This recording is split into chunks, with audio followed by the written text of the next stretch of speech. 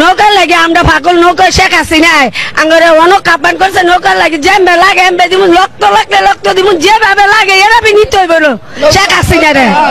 সাবেক প্রধানমন্ত্রী শেখ হাসিনাকে সবচেয়ে চৌকস সুপার স্মার্টেস্ট প্রধানমন্ত্রী বলেছিলেন আপনার বক্তব্যে, তাহলে এত স্মার্টেস্ট মানুষটার পতন হয়ে গেল কি করে? এখনো বলছি প্রতিটা মানুষের পতন হবে। আলেকজান্ডারও তো পতন হয়েছে, এমন তো কোনো লোক নেই পতন হয় না। কিভাবে পতন হয়েছে? উনি তো পূর্ণ ক্ষমতা নিয়ে দেশ ত্যাগ করেছেন, ক্ষমতাশালী হয়ে দেশ ত্যাগ করেছেন।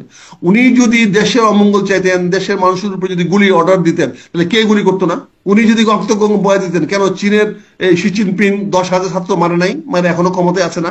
কেন নেতা নেহু মারতেছে না? হামাসকে ক্ষমতায় আছে না? ক্ষমতা চলে গেছে। এরদোগান সাহেব তুরস্কে মারতেছেন না?